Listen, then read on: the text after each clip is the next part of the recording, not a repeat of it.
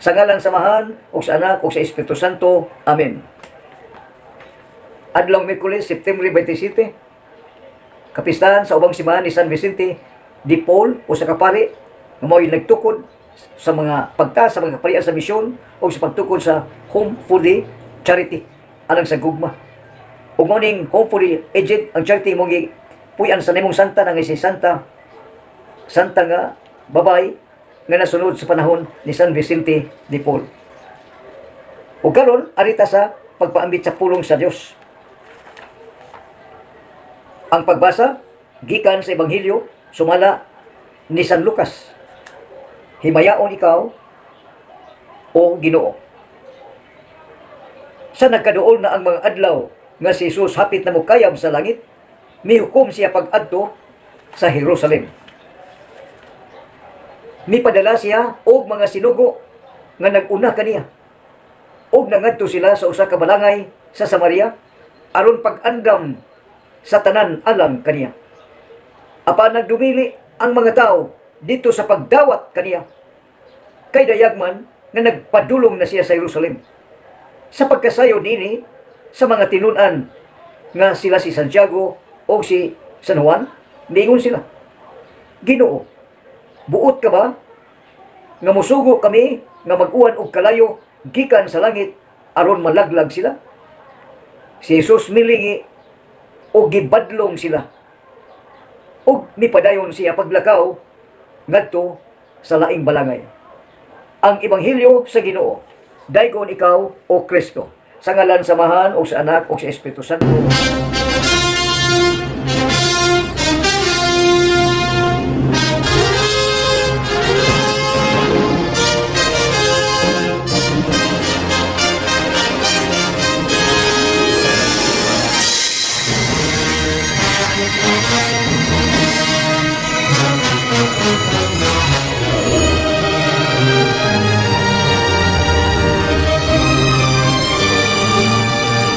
May muntag mga isuon o mga higala o di man kag atong live broadcast karong adlaw adlong Martes, September 27, 2022 diya sa Argao, Cebu, Philippines. Sa dili pang pulong may tungod sa kamatayon ni aning Monsignor Fred Kirkenbeck. Gamay lang pagpaambit sa dili pa ta magsugod sa pulong. Kini si Monsignor Fred Kirkenbeck gihimo ning instrumento sa labawng makagagahong. Nakaabot ko niini. Ugwa ko ba sa'yo? Mudulaan sa 90 anyos ang edad ni Monsignor.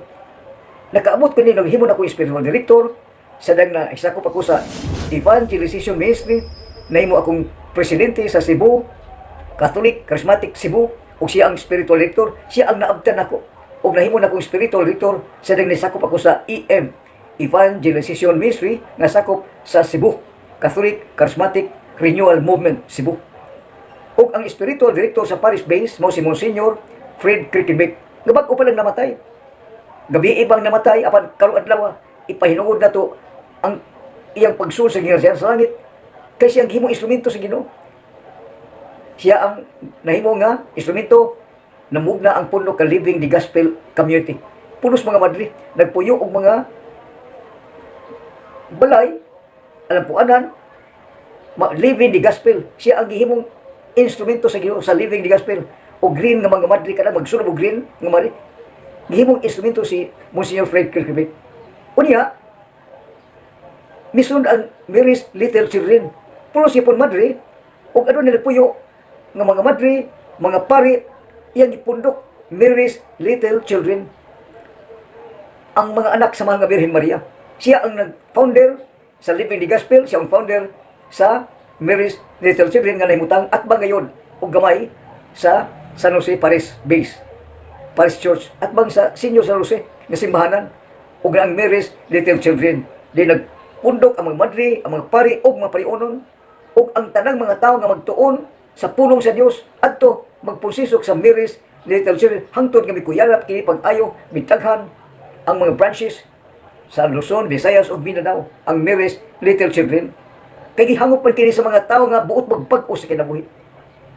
Siya ang founder si Monsignor Fred Kirkenbeck nakaabot o siya pa gyud ang nahimo nga spiritual director o ang tanan nga akong dokumento sa akong kaminyoon tuan niya gisumiter nato niya. Unya napulihan ni si Romago. Niabot naman ng panuigon nga hapit na 90 anyos. Matuig 1991 sa ding naimugso ang akong ikaduhang lalaki mo si Bernard Joseph Benjo Andrino. Ang nahimong kapikas ni Shane Rojas Andrino. Unya diya ko mismo sa pag naghiusa. Kung man naghiusa ang babae lalaki diya sa kaminyoon, munang sagrado ang kaminyoon. Sagrado ang tanan, mga sakramento sagrado.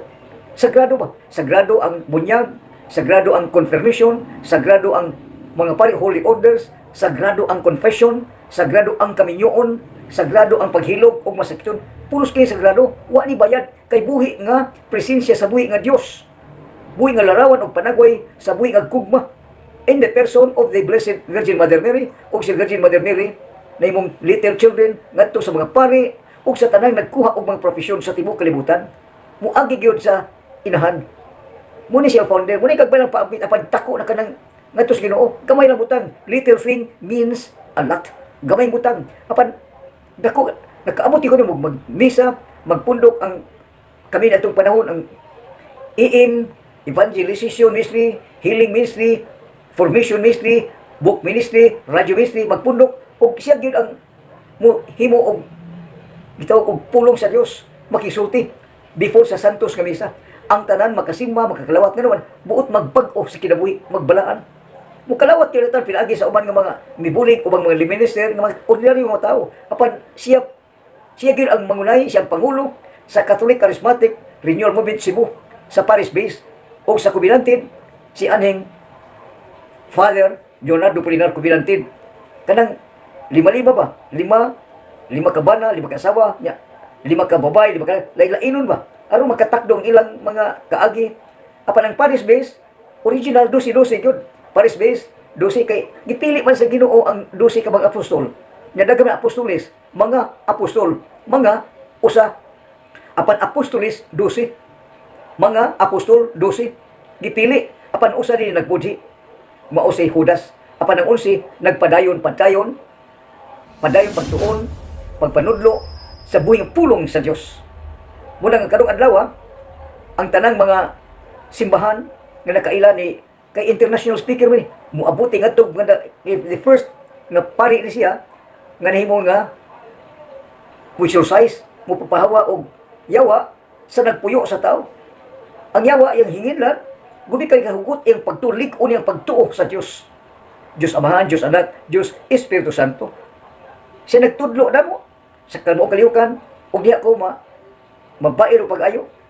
Sa diyang gipugnit ko ni Brother Ali Agustina, sa diyang nagtagaw ko si mission, siya ang mission, ang mga tao, balik sa pagtuo. Kay natandog ko sa pulong, gikan sa grade 1 hangtod, pagkuman ako education, nakadungog lang ko Ginoo, pan, wa ko kailang Ginoo, wa ko kailang Malga Birhen, di ko magsimba, di ko magrosaryo, kuy-kuy lang ko, kuy-kuy sa prosesyon, pista mo kaon, kuy-kuy lang ma.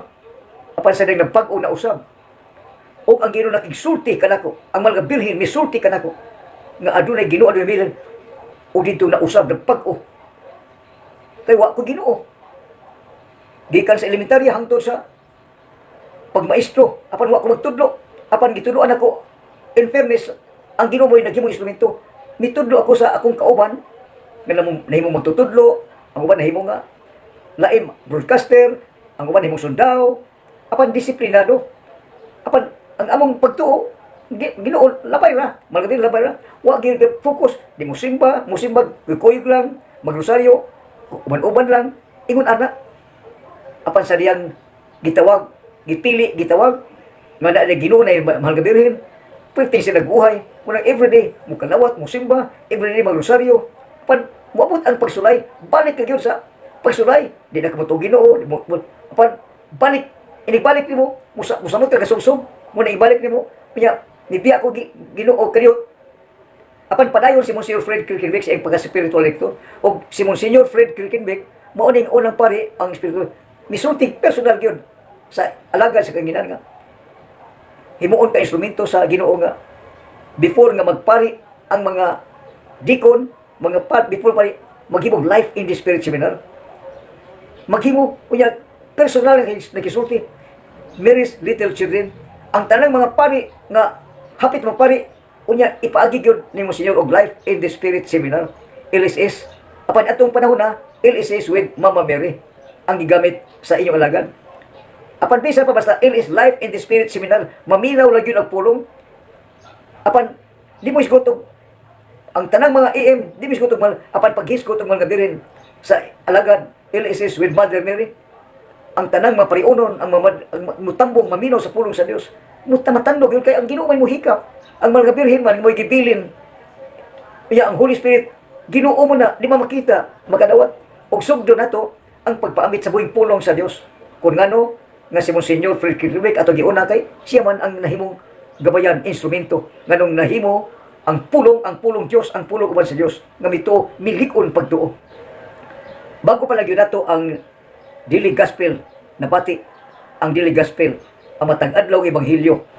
Muni ang ebanghelyo karong adlaw, pagpaubos, pagkamapausanon. Unang ikaw ibadlong, ikaw miliga ang Ginoo. Ang naguna musulti gyud tinod nga pagbag-o pag-usab kay Ginoo nagpaingon, nagpadayon. Sa to ba, hapit na wata kibog kalusa, mobalik ang Ginoo apan padayon sa imong gibuhaton karon kun unsay imong gibot sig pangawat usba ang unya balik sa pagtuo. Inibalik nimo padayon gyud nga di na ka mamakak, padayon di na ka maghukom, padayon gyud nga ay na pag supak-supak pabadlong kay Ginoo nagsulti kanimo gibadlong ka. Padayon sa imong pagpailog, pagpaubos ug ayaw kasuko, kanang balik-balik ang kasuko, garbo, kasuko, kaulag, kasina, pagpatuyang, panlaki, pamabay, paghubog-hubog, pag-inom-inom, pagguba sa lawas. Ya, ang imong lawas gipuy-an man sa Ginoo. Lawas o kalag gipuy, sagrado. Sagrado ang lawas, sagrado ang tanan. Bunyag, confirmation, holy orders, confession, paghilog, kaminyoon, sagrado nga butang. Wa ni bayad apan sa kalibutan may rate na may rate. Di mabuhi kayo nang magpuyo sa kawadon. Muna ang rule sa mga gitawag, gipili. Ang rule, kung usay ihatag sa Ginoo nimo, makadawat ka. Kunya, isulti Ginoo sa Ginoo, nga ikaw makadawat. Kung ikaw man, sikang mahay ko man, may mahay ko. Ang imong mahayan, ang imong kaugalingon nga, may pagwa ako may mugso, mga pagkatao. Kunya, Ginoo, tungluha ang mga napigabi nga ako, gimugso, gipanamkon. So, isulti Ginoo. Unya, hikalimti ang tanan. Apan ako midawat, mituo, nga ikaw gayon, ang naghimog tao. Aron mahimong usa diya kanimo. Mahimong usa. Busa magbinutan, balik sa pagtuo, paglaom, pagsalig, paghibaya sa Dios. Balik kayon. Ay paghimog-himog, imong kaugalingon, imong nataran. Ay pagtanawa ang mga mata sa uban, o ang unaha pagkuha ang kaptruso, nag-alis imo ta. Unaha ang imong kaugalingon.